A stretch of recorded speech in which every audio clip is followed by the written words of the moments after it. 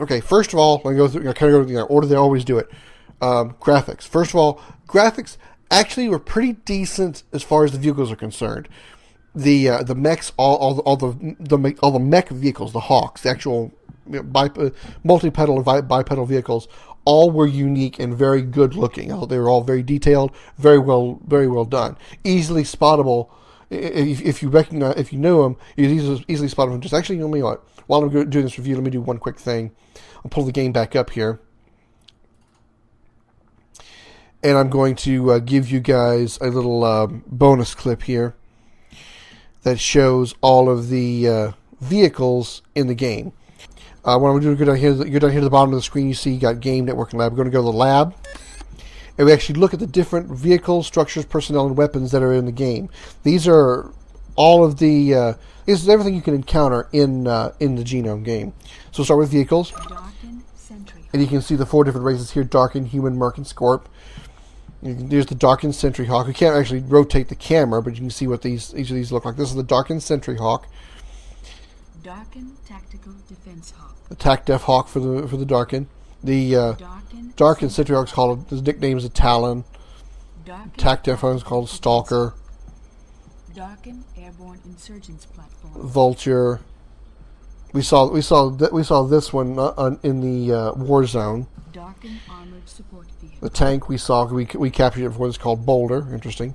Darkened And back of the Sentry Hawk. Now you notice that the Darkened did not have a heavy assault hawk. They just don't in this game. I don't know why. They just never. I guess they didn't. They just didn't put it in. I don't know. I mean, they don't have one in this game. I don't know why. Can't really say. Look at the humans, which is the Union. We know the Union Sentry Hawk, the Prowler. We use that a lot. Union Tactical Defense Hawk. The Tac-Def Hawk called Rampage. Union Heavy Assault. There's the Lion Hawk, a heavy assault hawk. Union Airborne Insurgents. The Vapier, the Flyer. Union Armored Support Vehicle. Titan, called the tank is called Titan. And then back to the Prowler. Go to the Bendian Mercenaries. Sentry Hawk. Ogre. Merc Tactical Defense Hawk. Minotaur. Merc Hawk Cruiser. Widowmaker, very appropriately named. Merc Heavy Assault Hawk. Venom, pretty aptly named. Merc Airborne Insurgents Platform. Razor. Merc Armored Support Vehicle. And Legionnaire, the tank. Merc Sentry Hawk. All right, let's check out the Scorp. Scorp Sentry Hawk. Jinx. Scorp Tactical Defense Hawk. Predator. Scorp Heavy Assault Hawk. Obviously called Scorpion. I mean, what else would they have named it?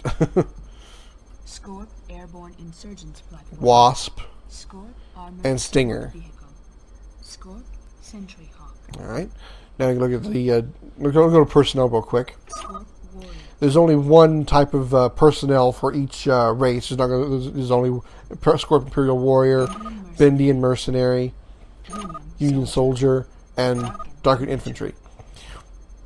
There's no difference between any of them as far as abilities or anything like that. The Scorp Warriors are slightly taller at 2.25 meters. The Darkens are shorter at 1.5 meters than the humans and the Mercs. But you also see the fact that the Darkened Infantry, see how they got the shorter legs, and because they're shorter, that's why what I was explaining really early in the game, that you can actually glitch these guys. If you use the Gasher on any infantry, it'll make them go prone most of the time. If you make these guys go prone, they can't fight back because they're so short. When they go prone, their guns are actually underground, under the surface. So when they try to fire, it glitches and they just end up shooting the ground. So no matter what, they can't hit you. So that's the great thing about if you want to use that glitch to your advantage, and you're taking on Darkened Infantry, just Gasher them. They should drop to prone, and they can hit you with their main weapon. Now, as far as structures, they're all pretty much the same as far as what they do. Obviously, just their differences are going to be in their design, their appearance, and for the most part, again, sometimes the weapon they have installed. Like you might have remembered back in the Scorp mission that Sheridan said longer range rocket towers and shorter range Mason towers. Well, the Merc towers and the Darkened towers, you have longer range Mason towers. Or whatever. I think I said backwards. You understand what I'm saying. So you got the Mason Tower, Rocket Tower, Sweep Turret. These are where it gets kind of jankier. The pop-up turret, pop-up control building, The headquarters is different looking. Electrochemical power. You got the electrochemical power plant, shield generator. Again, these are things we've all seen. This is the motor pool that we saw back in Mission 3, I believe, where we get the had to get the IFF for the Darkins in order to join their group. Silo. We saw this in the war zone. This is where we supposedly had gotten some ammo, I believe. Latlon communications array. This is where we got. This is the Latlon mission. We saw this from the Latlon mission. Again, back to generic buildings: bridge control building, Delivery elevator. vehicle delivery system, Mason guard. and then back to the Mason Tower. Pretty much all these are the same in their descriptions and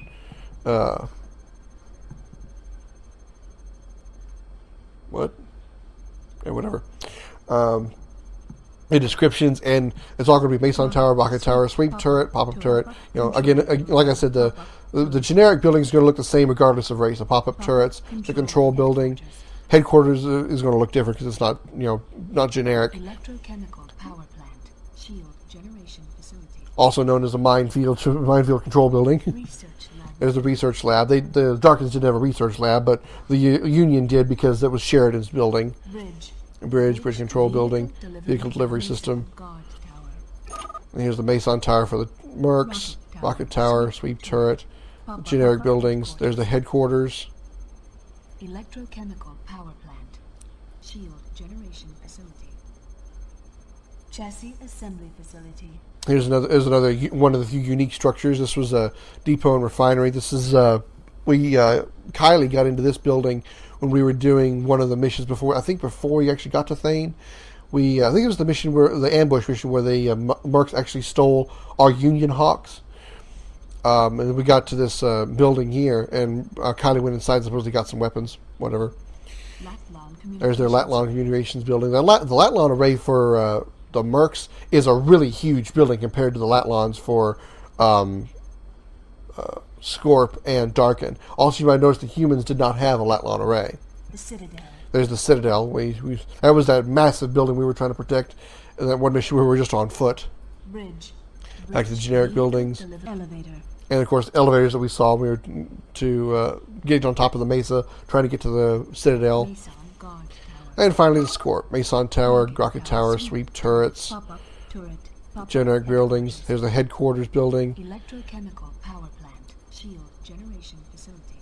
Minefield control building. Research laboratory. The place for the G-Nome experiments. So again, another Scorp-specific building. Latlon communications array. Bridge control. Vehicle delivery elevator. Mason guard tower. So I could go to the weapons, but really seeing the weapons really isn't going to help you any because you're not going to actually see those weapons in the game. You may recognize some of the names from what they did. In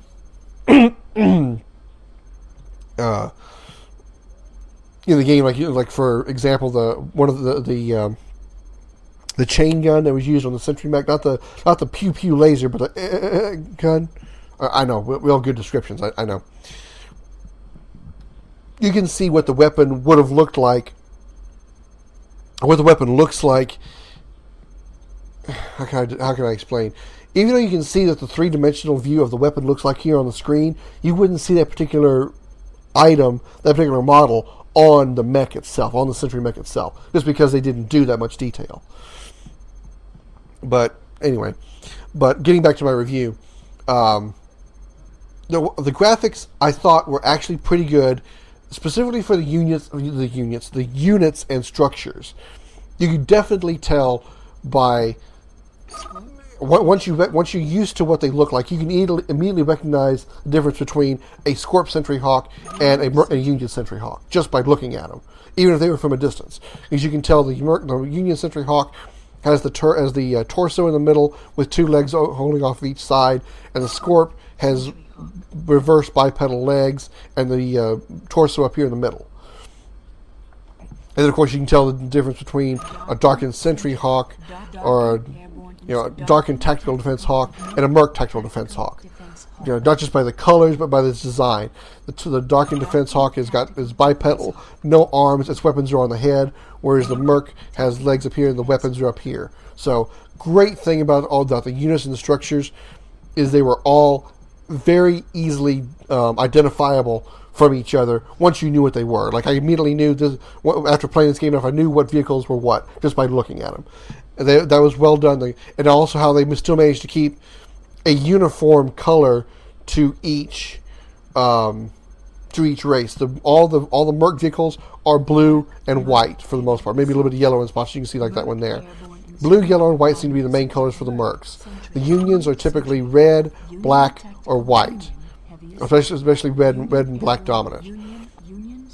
The Darkins heavily on yellow, green, and then of course the Scoryth heavily in green and a shiny green and some yellow. So you can easily tell which race they belong to as well, not only just by the design of the vehicle, but by their colors. So that's very well done, and the structures are the same way. Even though they all have the same, all the Mason towers are all Mason towers. They all have the same description, but you can easily tell which one they belong to. There's the green for the Scoryth, obviously. There's the clearly blue for the Merc, red for the Union, and the orange for the Darkin. And again, each one still looks, not just by color, but drastically different in its design. The Scoryth have these legs here coming off that look like struts supporting the structure. The Mercs have these like tiny, it almost looks like it's sitting on a pedestal. It's got a tiny little leg down here and then a big ass base here that holds the turret on top. Humans are kind of just a real basic square, and the Darkin have this kind of real wide base, kind of the reverse of the Merc, where it's skinny at the bottom, wide at the top. The Darkins have the wide bottom and skinny top. So, again, structures and units very easily identifiable from a distance, up close, their race, all that. Very, very, very well done. That was very, very unique. I also love the fact that you can get out of your vehicle, kill an enemy pilot, whether by using the Egger or using the Gasher, get them out on foot and then kill them and go steal their vehicle. That is the only thing about...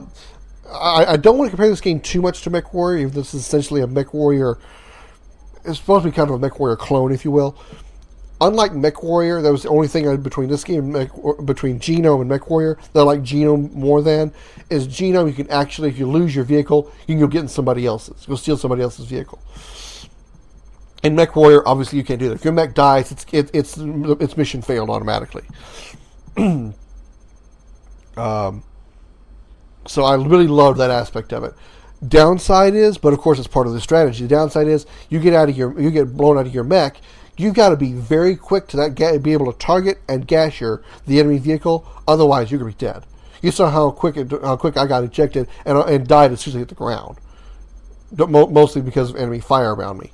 So you got to strategize there. And, be ready to either haul ass, be ready to fire that gasher, or just be ready to say mission failed and try again. So,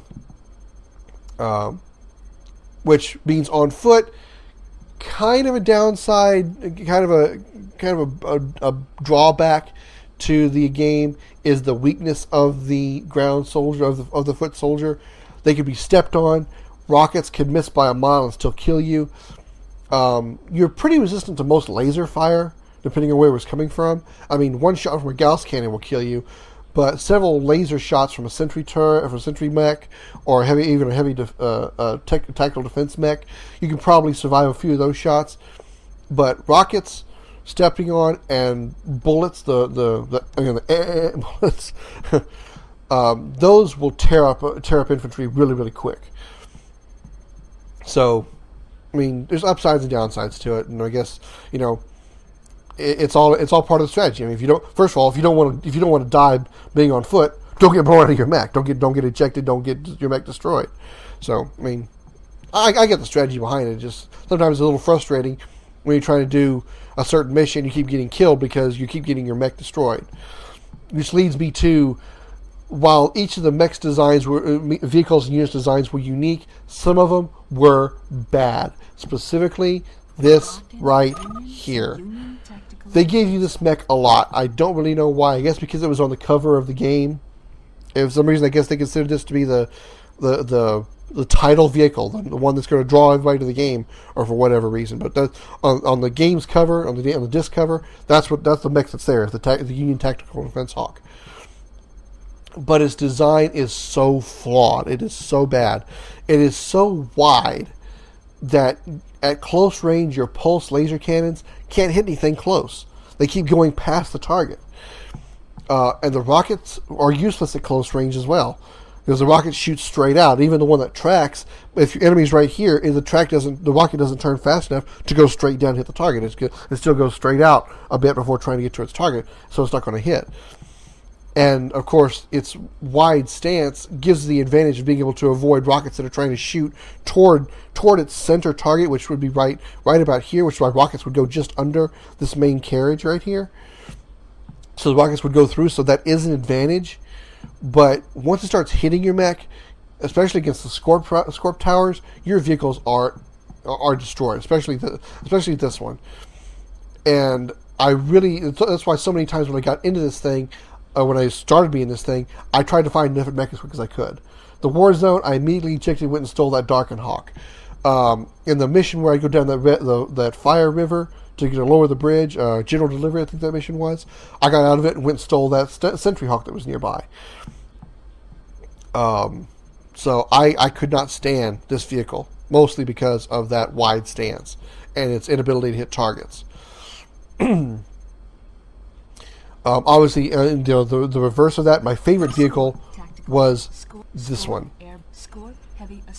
Yes, the Lionhawk had the same rapid-fire pulse cannon that this thing did, but it didn't. It seemed like I feel like this would actually still be more advantageous because the blind spot would be less obvious. Would be less. There's a less of a blind spot because the weapons canister, where the weapons come from, is the turret, the torso itself, the turret itself, and you can see from where it sits, it can actually cover most of the front of the mech, and since it turns side to side, it can cover the side of the mech as well.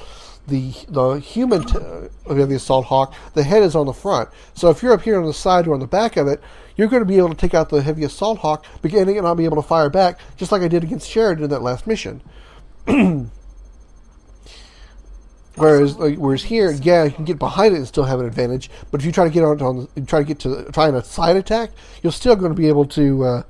You're still going to be potentially shot by the torso or the turret of the Scorpion, the Scorp Hawk. So, that's my advantages and disadvantages to the vehicles and the structures of the game. Now, to the terrain, I appreciated the fact that you had 4 different areas to explore, and I use the word explore very lightly. You couldn't go very far. You were very limited to the area that you were in, and if you tried going outside the boundaries of the mission, you would get ion lasered instantly. I never showed that off. I didn't really want to. Or you wouldn't get it instantly. You get a warning. You're like entering orbital defense kill zone. You have 20 seconds to go back or something like that. And then if you still don't comply, you get a giant red laser come out of the sky, blast your mech, you're dead. You don't even get a chance to eject, even if you're not in a Merc vehicle. So your exploration is limited, and the terrain was all flat. It was all flat terrain, which kind of made it easier strategically to fight. You have to worry about having to aim up a hill at an enemy or aim down at an enemy below you, or have to worry about elevation being a problem. All the enemies were going to be at basically the same elevation, even the flying airborne insurgents vehicles. Even though they were flying, they were all pretty much the same height as any other vehicle. You couldn't go over mountains. Obviously, you couldn't walk over a mountain. They were all solid.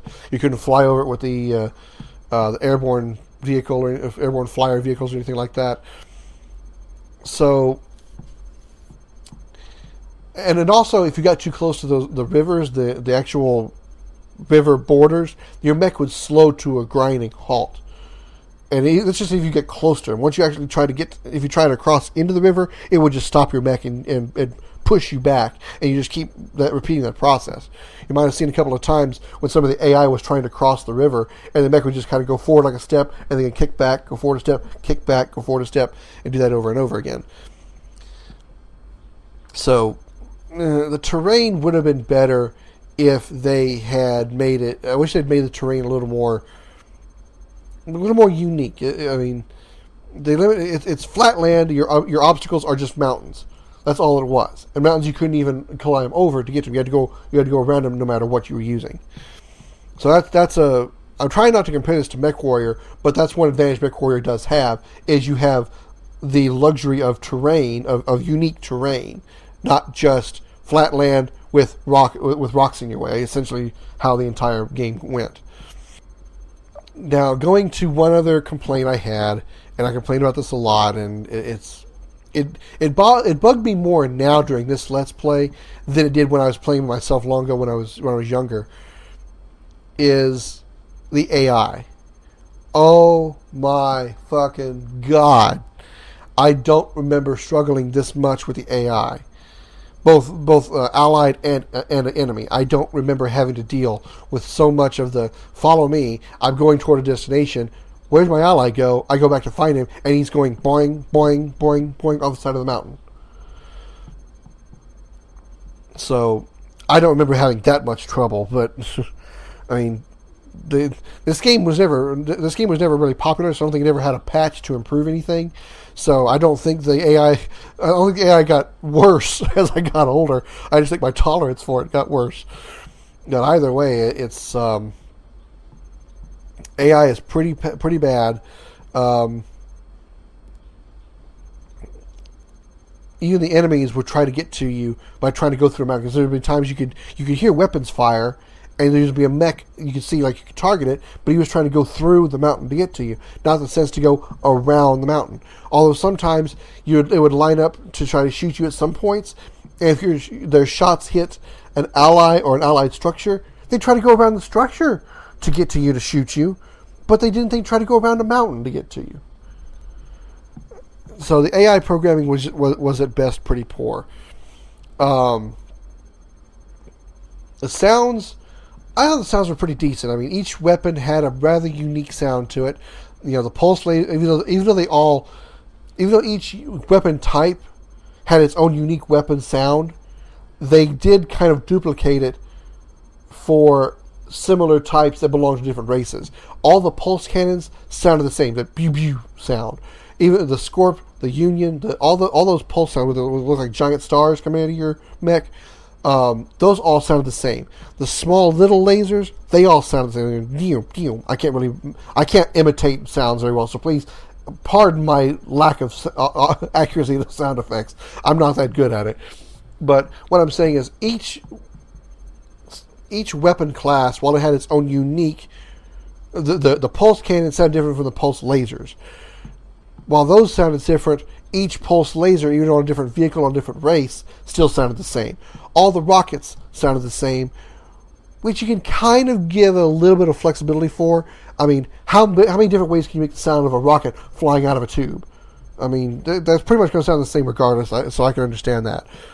All the Gauss rifles, all the Gauss cannons, the Mason, the blue lasers, the big blue cannons, they all sound the same. That sound. They all sounded the same. Which means that if you can identify those sounds, you know what's coming. You hear a rocket fire, you know it's rocket coming. You hear that specific sound of that Gauss rifle, you know you better look out for some damage. You're going to take some if that Gauss rifle hits you. The Egger and the Gasher each sounded different. Or when they were fired, anyway. When they actually hit the mech, they actually sounded... With the vehicle, they sounded kind of the same. But so that was kind of unique. Plus, that each weapon sounded different. Bad that each weapon on the same archetype, I guess you could say, sounded the same. Can't say anything with music because, again, as always, I turn it off. The missions, I thought, some were pretty good. Some were kind of hard. Some were frustrating because of AI or because of technical limitations, and some were difficult because I didn't know what the proper strategy was. Specifically trying to attack Ulit with the rocket tower, the one active rocket tower, and the minefield. I didn't know how to counter that rocket tower because those rocket towers were so devastatingly powerful. You saw how many times I died to them. But some were pretty generic, like just going down the river and lowering the bridge to get on the general delivery mission. I mean, we're in late game here. Wouldn't you want to put something a little more challenging than just go down a river, kill a couple of things, and lower a bridge? Wouldn't you want something just a little more complicated than that?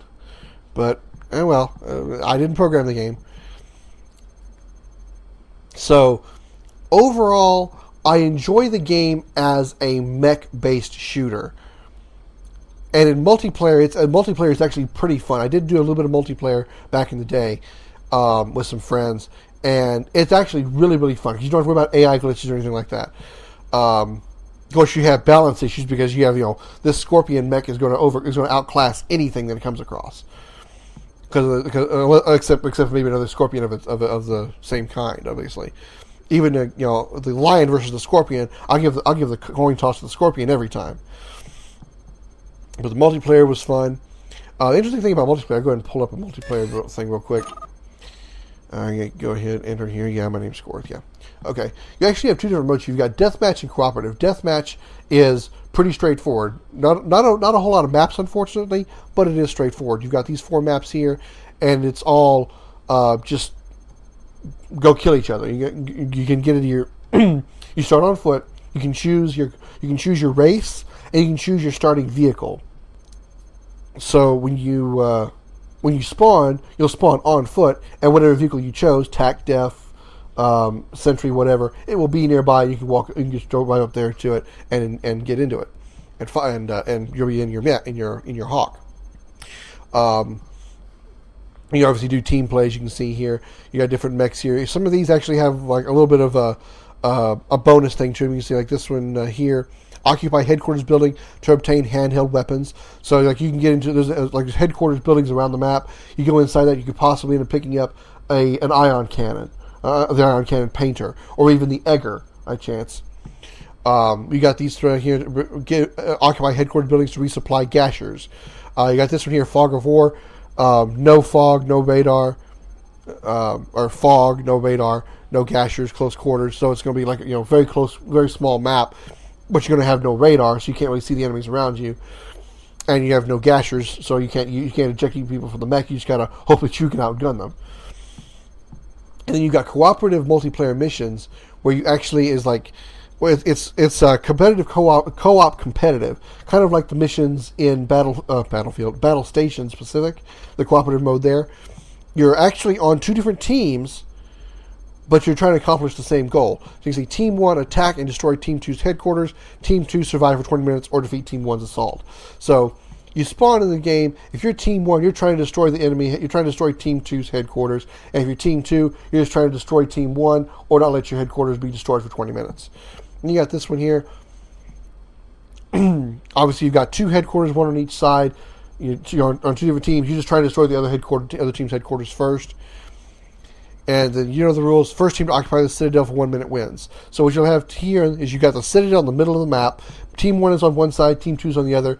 You're trying to haul ass to the Citadel, get someone inside the Citadel, and occupy it for a whole minute, and you win the match. So kind of interesting how they have these little cooperative missions here in the multiplayer mode.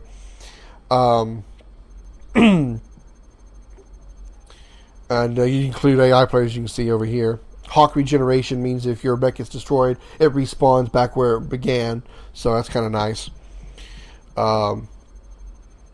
So again, the multiplayer is actually it's probably the best part of this game is the multiplayer. Unfortunately, storyline is kind of lackluster. I enjoyed the kind of the backstabbing storyline of Sheridan. You meet up with Kylie, meet up with Thane, and you have to meet up with this third character that's a mystery, but you can't tell anything about it because he's a spy, so he can't release his information to you until you meet him at where he is. Okay, that's fine.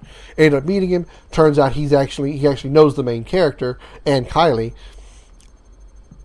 and there's some tension there, and then later you find then Sheridan betrays you because he goes and steals the G-Nome.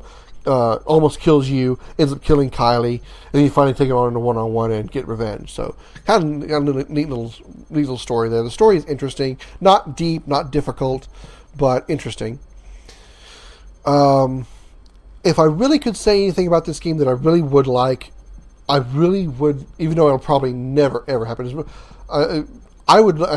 will never happen. I just know it won't. But I really, really would honestly like to see an HD remake of this game, not a remaster of this game where they just put all these things, take the game as is, and just give it HD quality graphics. No, I want an HD remake, a full remake. I want to see these mechs in 1080p. I want to see them with detailed models. I want them to fix the AI, obviously. I want them to have more varied terrains. I want them to have more than just a flat land with rocks in your way. Let the vehicles actually be able to climb the hills a little bit. Have the flyers be able to climb over the mountains. Certain mountains you can fly them over. I'd like to see an HD remake of this game with fixing the AI problems and stuff, but also giving it modern day 1080p or 4K whatever quality graphics. I'd really love to see these mechs in really high quality graphics instead of the DirectX. I think it was like DirectX 3 when this game came out. But that's the only thing I would really wish out of this game is a really detailed HD version. But that's it. So finally wrapping up here. Overall, I enjoyed the game minus the AI issues, and the difficulty was tolerable. Even though I did play it on easy, the difficulty was still tolerable. Outside of the AI, and some bugs. Like the mission where Thane had to go steal the Merc mech using the Egger, and sometimes Thane just wouldn't spawn to go do that. That was frustrating. That's another fix I would want them to do in any kind of HD remake. So those kind of errors, I want that fixed. Overall, I still enjoyed the game. It was fun, challenging, short, and I can see why this game wasn't super popular. I think it's a good. I had not played any MechWarrior games before I played G-Nome, so when I got into MechWarrior, I was blown away by how good MechWarrior was, because I thought G-Nome was awesome when I first played it. And looking back now, comparing it to MechWarrior, it's still pretty decent a MechWarrior clone, if you will, minus the negatives I've already mentioned. So it's pretty fun as a MechWarrior clone, especially for the on-foot stuff.